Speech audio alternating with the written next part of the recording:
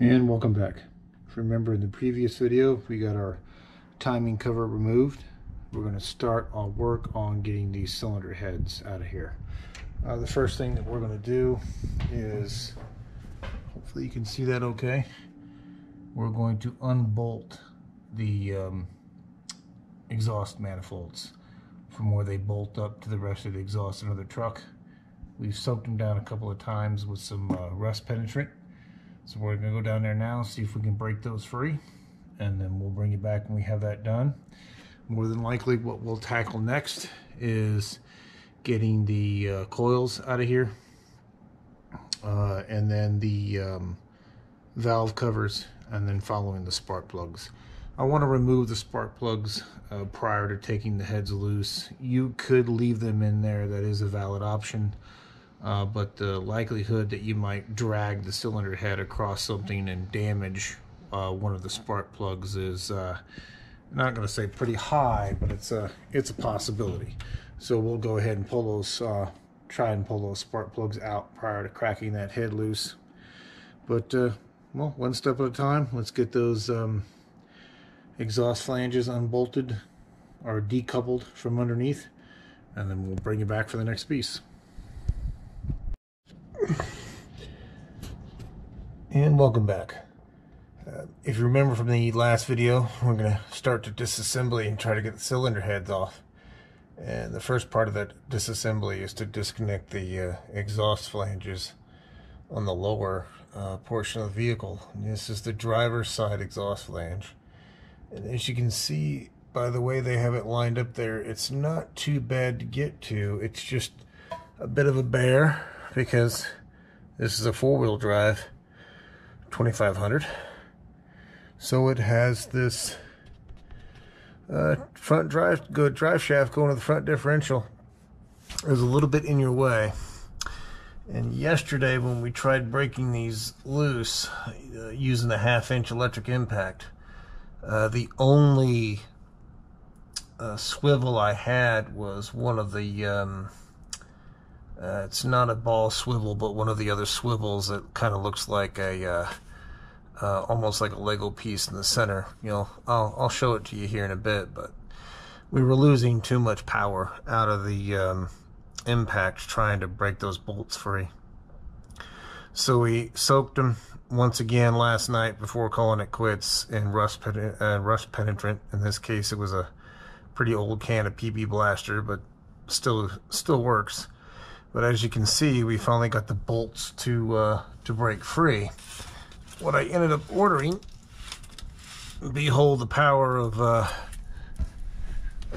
shopping Amazon and being able to get stuff the following day at a reasonable price, was a this is the 15-inch extension, impact rated 1/2-inch, along with a ball swivel. And this actually came as a kit. There's actually 3 extension pieces that came into this kit along with the swivel, and I'll show you the kit because I want to say it was about 40-50 bucks, something like that. It actually wasn't too terribly expensive at all. And this 15-inch extension, pardon the noise, I'll show you this here. As you can see, it's enough distance to get up onto that bolt, and you're well below the frame as far as the gun itself, even on both sides. So using this setup, we were able to get in there and break both of those free, versus yesterday we were just wailing on it, and it wasn't going to have any of it. But I'm going to go ahead and see if I can get the ones on the passenger side disconnected, and once we can do that, I'll bring you back and show you that extension kit that we bought real quick. But bring you back in a bit. And welcome back. What you're seeing is a picture of the passenger side of that exhaust manifold. It's a little bit difficult of a position. Getting to the bottom one is not too terrible. The top one, since it's kind of almost on the top of that exhaust manifold, trying to get 1/2-inch equipment in there is a bit cumbersome. because as you can see, as I back out, you hit various obstacles. Either the floorboard of the truck you start to hit, and you got oxygen sensors, 2 of them on this side. Now, that bolt has pretty good access to the top, so you may be able to get it better through the engine compartment. Or if you'll notice the fender well, driver's fender well, it clears it. So if you take out the splash guard on the passenger side, you may be able to get access to it better from there. I'm going to show you what I'm doing. I'm not suggesting that you do this at all. What I'm doing is a little bit of a no-no. But we've got our ball swivel on there with our 13. But it didn't bring it down at enough of an angle for me to get an impact on there, or the 1/2 inch impact on there. No matter which angle I brought it in, whether I came up in through here, sorry for the noise, came in through here next to the transmission, tried to weave around these oxygen sensors that are in here, and then tried to get onto that piece as straight as I could. So what I ended up doing was putting the first swivel that you see there, putting a non-impact rated swivel, as you can see there, which swiveled a bit more, which basically dropped it down straight. And after soaking this in rust penetrant, which again, it's a really old can of PB Blaster, it is breaking free and turning. Now, the sacrificial part of this is that I'm destroying that center swivel because it's just not made for an impact. And I've got some extensions on here that are chrome extensions as well and not impact rated. So I'm well aware that's a faux pas and a no-no. And I'm not suggesting you do this by any stretch of the imagination. But as you can see, the setup there is allowing me to get on that bolt and dropping this down nice and straight where I can actually get in the 1/2 inch impact on this and finish working the rest of that bolt out. Now, you'll also see 2 jack stands.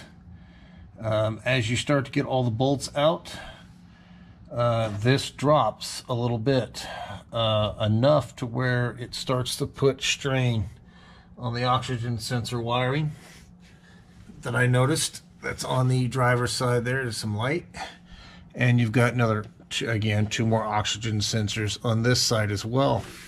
So if you're going to be doing this, get yourself some jack stands or whatever you choose, and just put them underneath that cross pipe there, so that way it continues to support that, and that way when you pull this final bolt out over here, whether it be over here on this side or over on the driver's side, then the exhaust isn't hanging by your oxygen sensor wires. And with that, I'm going to continue to work on getting this bolt out of here, and we'll bring you back. And welcome back. We are victorious. We have our bolts out of our passenger side. We have that upper bolt out. And again, this was the setup I was using. Again, fully admit that this is not something that you should probably be doing with non-impact rated hardware, but you know, sometimes you got to do what you got to do. So we start out for that passenger side top one.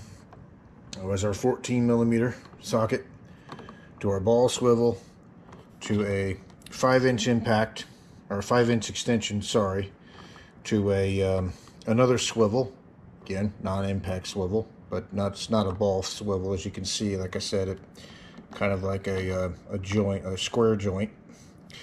Then to another shorter 1/2-inch extension, and then to another about 5-inch extension. So that's what it took to get that fitting, or that socket, onto that top bolt, and then be able to angle this contraption down enough to get the 1/2-inch impact on it. As far as the set itself, that was the set I was telling you about. I'll put a link in the description to it, but just got it off Amazon. It wasn't terribly expensive, and considering you get 1, 2, 3 extensions, the swivel, and the adapter all in one set. And again, was bought specifically to get those bolts out, but you know, having extra tools isn't bad. I'm sure we'll find more uses for this kit here in the future. So I'm happy with that, the cost of that, and the amount of bits that you got with it. Let's see. So this is what you're taking out. This is what you're dealing with. These are on the exhaust flange to exhaust manifold bolts. So what it is they've got these little C-clips on them, as you can see, that's clipped over the exhaust manifold side of it.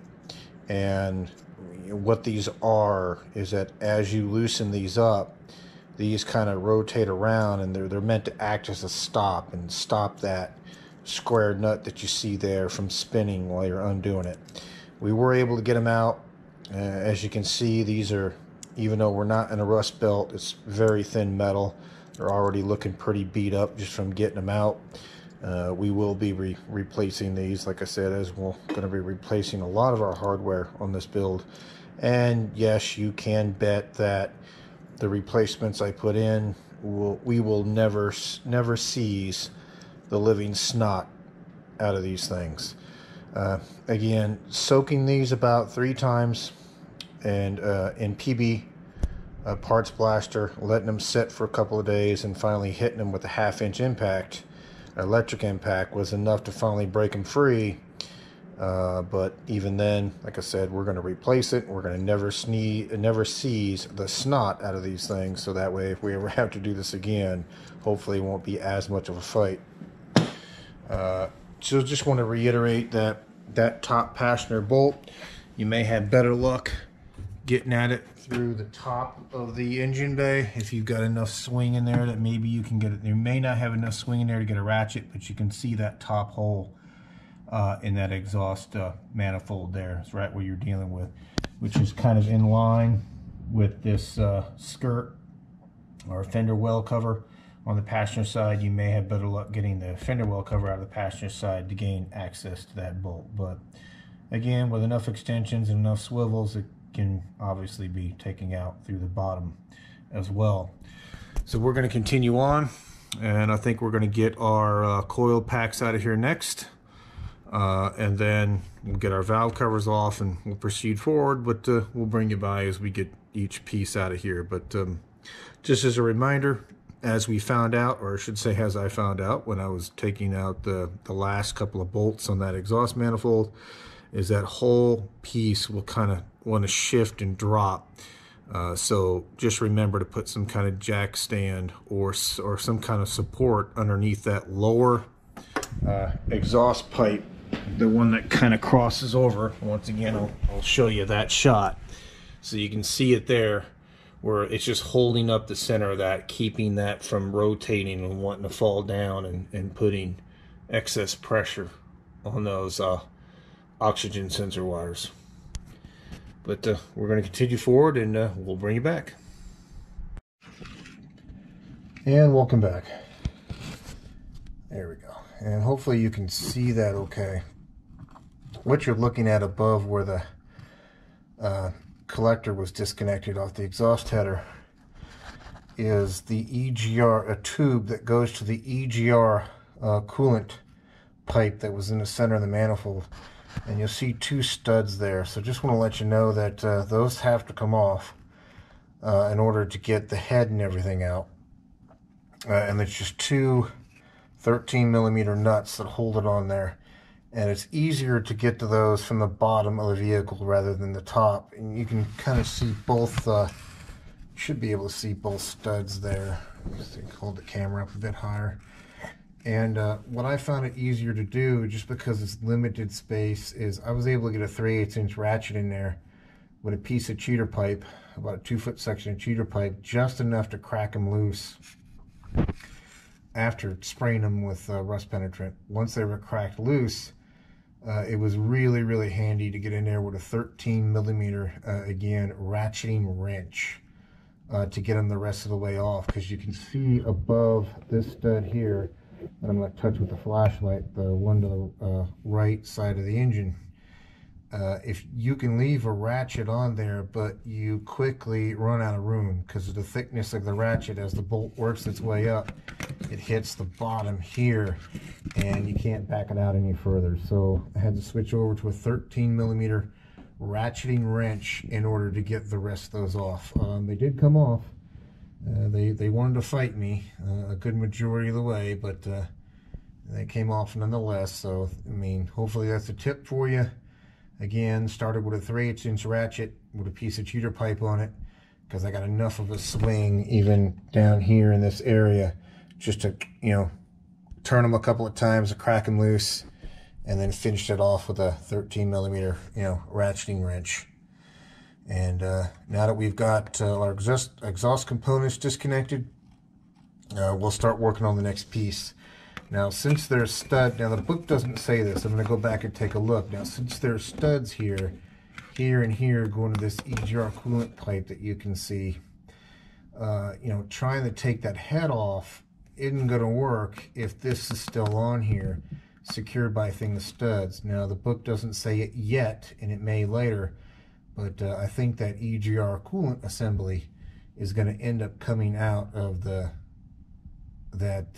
center of that motor, and hopefully it does, because that means this will hopefully all come out as one big piece coming off these studs and freeing up the ability to hopefully take this driver's side cylinder head out without having to drop that exhaust manifold. But if we have to drop that exhaust manifold, but so be it. But according to the book, they say you don't have to. Yeah, we might, just for ease of getting the cylinder head out of here. But we'll cross that bridge when we get to it. But for now, we'll crack on to the next piece and we'll bring you back. And welcome back. As you can see, we went ahead and removed this EGR cooling assembly. What you see back there is the EGR pipe that was bolted with those two bolts, or two nuts I should say, that had those studs that came out of the exhaust manifold on the driver's side. So all it was, or all it is, at least in this model, is 3 13mm nuts that you can see, one on this side and 2 on this side. You can see the standoff for it. Now when you take it out of there, since it does have coolant that runs through it to circulate it, again, just be mindful that again, we're taking apart an engine, so every time you turn around and take something off, more fluid's going to come out of it. This is no exception.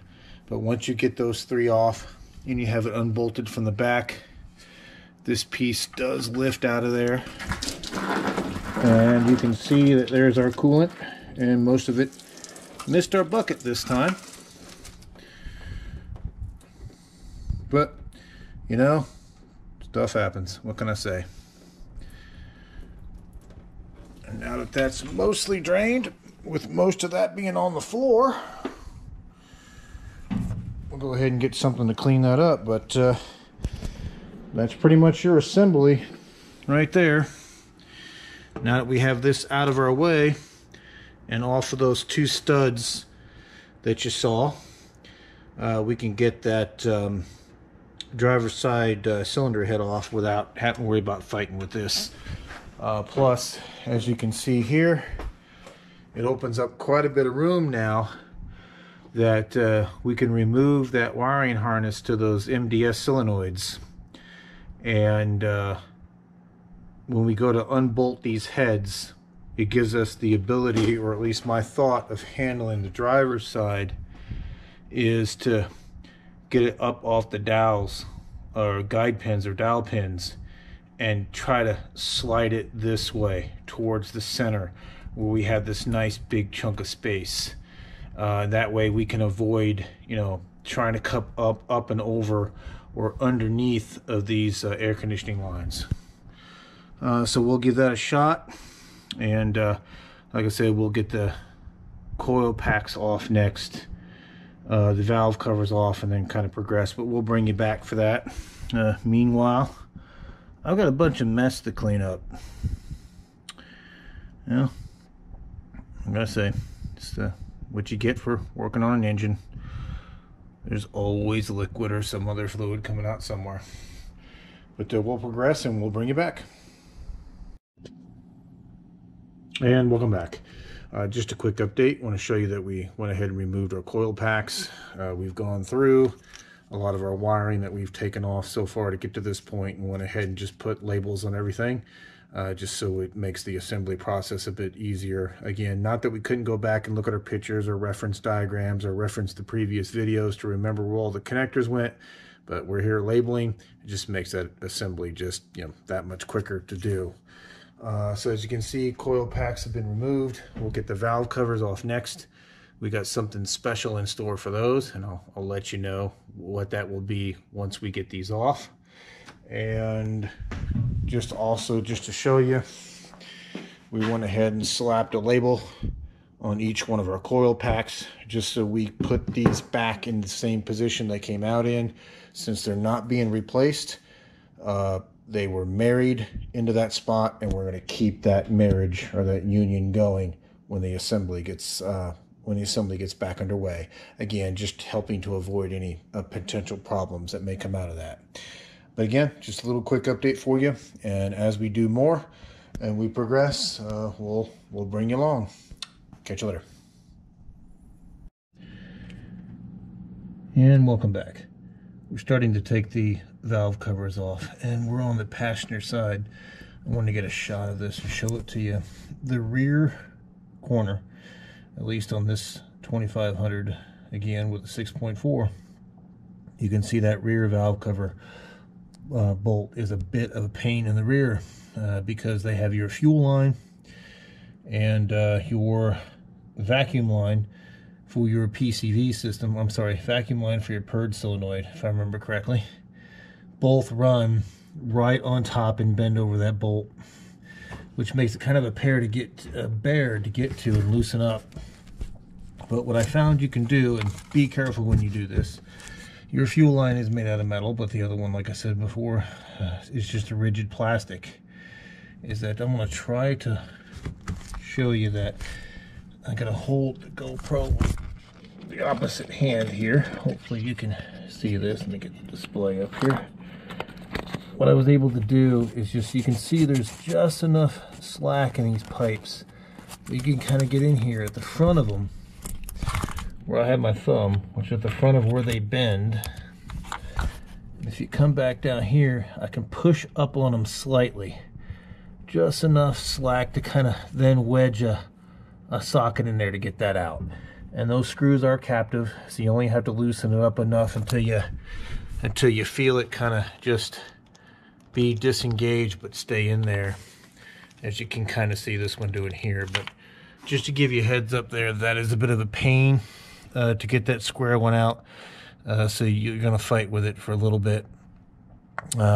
It does, both those lines do clip into a metal bracket that is on the back half of that cylinder head that bolts to two spots on the bell housing for the transmission.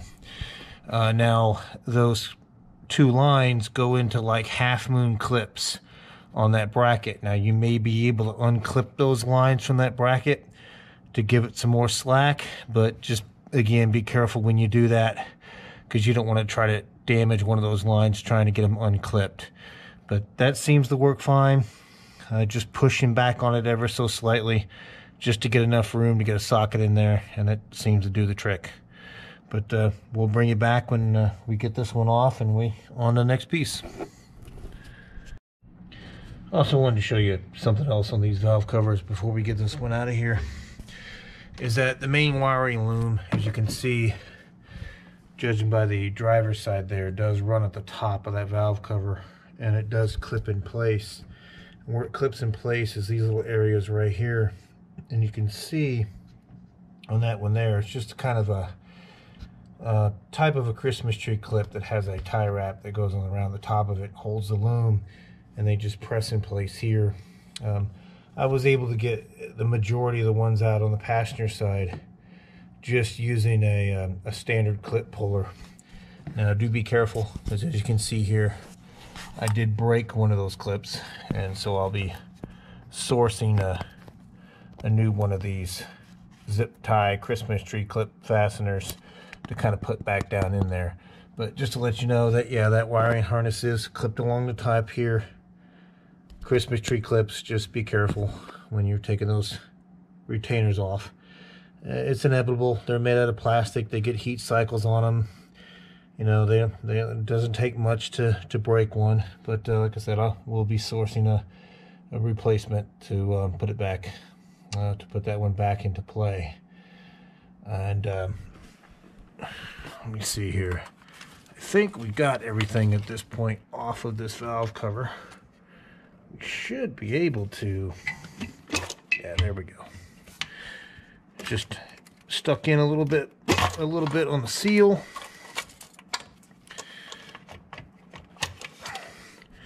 Figured I'd try to show you guys an action shot for a change. And you can see it's hung up on that corner because those pipes overlap it. We just kind of have to work it out, and there we go. See, we're going to let that fall forward. Just pull it around that air conditioning pipe. And there we go. We have our prize. At least we have our passenger side valve cover. And once we get the driver one off, I'll bring you back to show you that. And then I'll tell you then what our plans are for these valve covers. It may look good, it may not look good. Some may like it, some may hate it, but we'll see. We'll continue to work on this to get that driver's side valve cover off. And then once we have that, then we'll start getting these rocker shafts off of here, or rocker arm assemblies, however you want to call it. And we'll get those out of here and start getting our push rods and spark plugs out of here, and then we'll start prepping to take the actual heads themselves off. And yeah, we'll bring you back.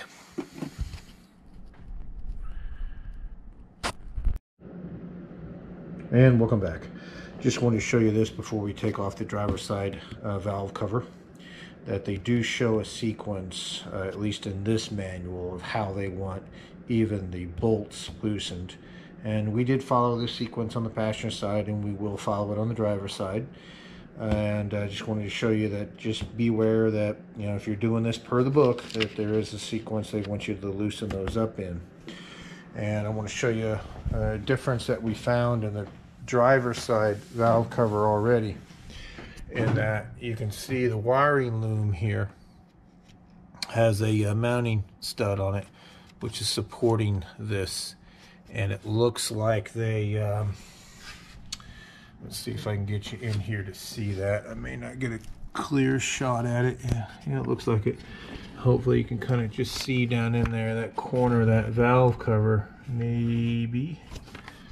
Yeah, it's probably not a good angle to get into that, but I can take the light here and I can show you that it's right at the kind of tip of this light where that corner of that valve cover bolt is at. It looks like they've just got another nut on top of that holding that wiring loom in place. So I'm going to crack that loose and see if there's another nut underneath that, or if they're using that to serve dual purpose. In other words, tighten down the valve cover and hold that wiring loom in place. But I'll let you know what that looks like when we get the bolt out, and I'll bring you back. So I just want to show you on the driver's side here, the wiring harness is no different. It's got 3 spots using those same Christmas tree type clips that it clips into the cover. But you'll notice that, at least on, again, this particular setup, once those are done, you've got a lot more slack in the wiring harness that you can easily, just, you can see, really just push the one on the driver's side here kind of out of the way, which is nice. That stud that you see there, I did have to start with that corner one first, although I didn't have to loosen it from the valve cover perspective. That hold down I was showing you earlier for that wiring harness, which is that foot right there on that wiring harness, goes to that stud. That's just one of those double-sided bolt slash studs, and it just has a standard bolt that sits on top of it, and then another bolt which you can undo for the valve cover itself. So this bolt just holds down that part of the wiring harness. Now, just a heads up, even though the valve cover bolts are 8mm, this one's 10mm. So bring a 10mm with you on this side, along with your 8 to take that cover off. Why, I don't know, but if any engineers who designed this ever happen to watch or listen to this, Why'd you put a 10mm bolt there? Just put an 8 there so that matches the rest of the bolts and the valve cover. Anyway, just a thought. But I did break one more of those Christmas tree clips holding that top wiring harness in. You can probably see it from here, but I broke it out of the center one again. Yeah, you can kind of still see that bit of plastic still in there, but we'll get that out. And like I said, I'm gonna order more of those clips. If they're reasonably cheap, I'll probably just order 6 new ones and just replace all of them and be done with it. But we're going to get the rest of these bolts loosened up and get this valve cover off here and move on to the next step. And welcome back. As you can see here, we've got our prize. We've got our passenger and driver side valve cover. Passenger side valve cover has that bracket on it that we'll remove and prep for what I'm going to tell you next. But that was the bracket that held on those 2 aluminum coolant lines. This is off our driver's side. It's got a little part number sticker on it. And in case you're curious, these little grommets that have the captive hardware on them can be removed from the valve cover. So in case you have any of these that are leaking, they can be replaced. We will be pulling these out for what I'm going to tell you next. You probably saw it in the shot here already. We have 2 cans of Chrysler Hemi Orange. What we're going to do is take the outsides of these valve covers, clean them up, degrease them, tape off what we don't want to paint, and obviously we're going to paint these up a nice shade of Hemi Orange. It's not going to affect the way the engine performs at all, but it's something that we wanted to do just to kind of spruce things up a little bit, kind of let other people know that we were there, kind of thing.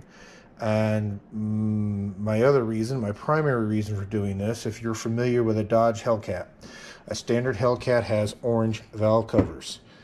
A Red Eye has red valve covers, and the Demon, if I remember correctly, has black valve covers. So since we also own a Dodge Hellcat, a standard Hellcat, which has the orange valve covers, that's why another primary reason why I've chosen to do this. Because if you remember, on this engine, we're going to put in the push rods that a Hellcat would use and the lifters that a Hellcat would use. So, I thought it was fitting to, make a little indication on the old 6.4 to anybody who may service it or look at it, to let them know that it's it's a little bit more in stock, a little bit different. But, that's our plan for these. And we'll obviously bring you along as we get closer to that. And just to let you know, as you can see, obviously we've got both our valve covers off at this point. What I'm going to do next is working on getting those rocker arms off on both sides, and then I'm going to mark them, and I'll show you how I'm going to do it, but I will mark those push rods to make sure that they go back in the same spots. Again, not that we'll be using the push rods, because we're going with a hardened set of push rods. But in the event that something happens and we have to revert back to the stock ones, it's very important that you put the push rods back into the same positions that you took them out of. But we're going to work on that, and when we get further into that process, we'll bring it back. Let me get this. Yeah, welcome back. Let me get this light turned so you can see it. But you'll see that little area right there for a bolt. There is a support bracket right there for the wiring harness that bolts right there to the corner rear of that head. That needs to be unbolted, and this is on the passenger side cylinder head. Again, per the instructions. Obviously, they'll have to come out to get the cylinder head off. But not only that, but you should be able to see it there. There's another support bracket bolted to the front of the cylinder head, and that one will need to come off. That one will need to come off as well. And we'll get that one out of there. And the rear one's a 13mm. Something tells me the front one's going to be a 13 as well, and it is. We'll get that bolt out of there, and we'll continue on, and we'll bring you back.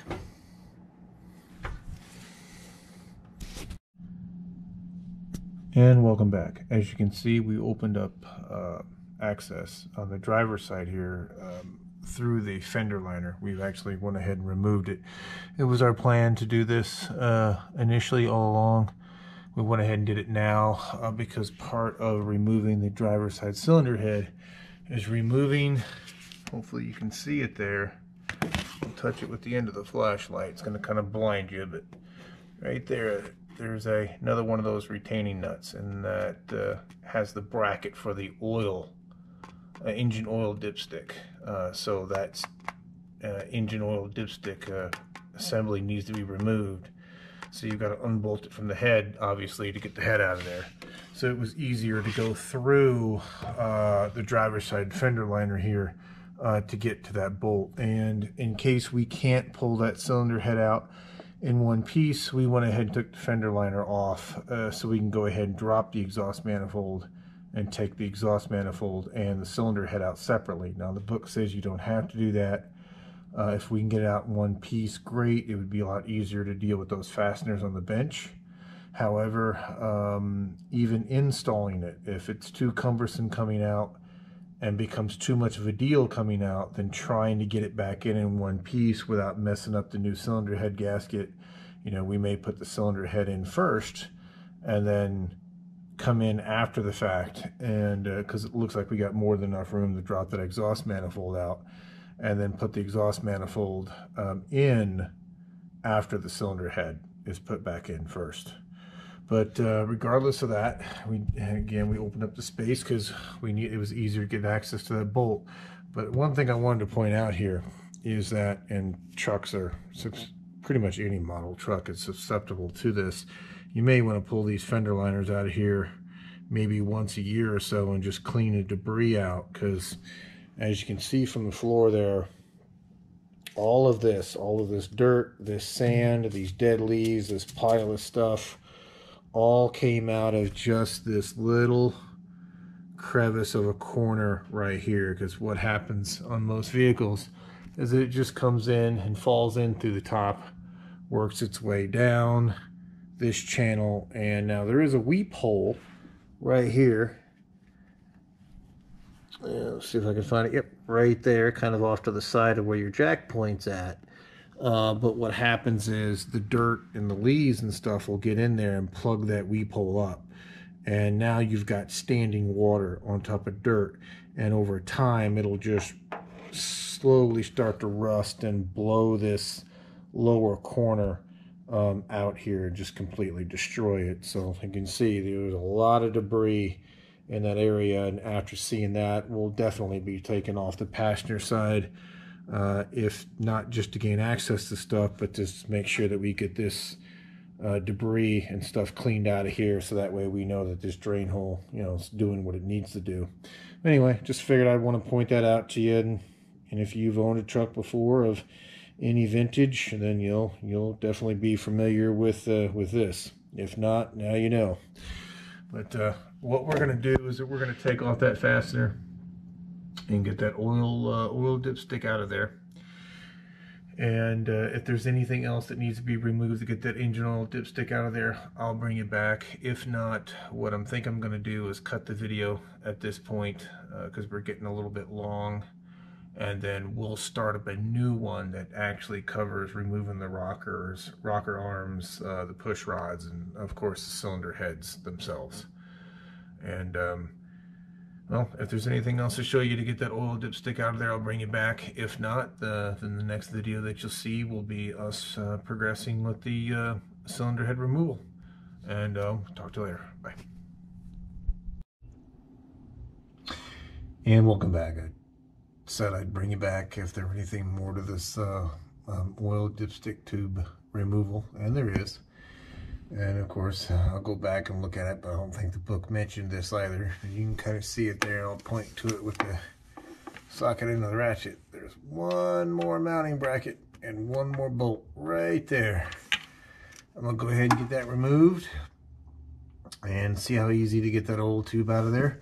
You might be able to get the head out of here, cylinder head out of here without removing that, but it would be nice to have that oil tube out of the way. Like we were talking about earlier, anything that we can remove, it's just, if it's easy enough to remove it and put it back in, then if it gets stuff out of our way and clears up space, then so be it. I'm going to get that bolt out of there, and I'll bring it back, and I'll let you know if there's anything else that had to be removed to get that oil tube out. Chat you later. As you can see from the orange colored O-ring, the dipstick tube is out. Yeah, that's all it was that second bolt there in that bracket on the bottom. It did take a little bit of wiggling and kind of a little bit of fidgeting with it, but it did eventually break free. So the only thing holding it in place right now is the actual metal gauge itself that's inside of the tube. I'm going to go ahead and take that out, and then we should be able to get that piece out at that point. And like I said, I'm going to cut the video at this point because it's getting to be a bit long, and then we'll come out with a new video that actually shows us removing the rocker arms and push rods and all that, and getting prepped for cylinder head removal. So not to make it a cliffhanger on you, but don't worry, I'll get that second video out here hopefully relatively shortly, and we'll chat with you later. Thank you much. And no, I wasn't going to leave you hanging. Well, at least not for this piece. I just want to show you that the oil tube is out. Obviously, when you go to remove this, make sure that you pull the center piece out first, the actual metal piece where you measure the level.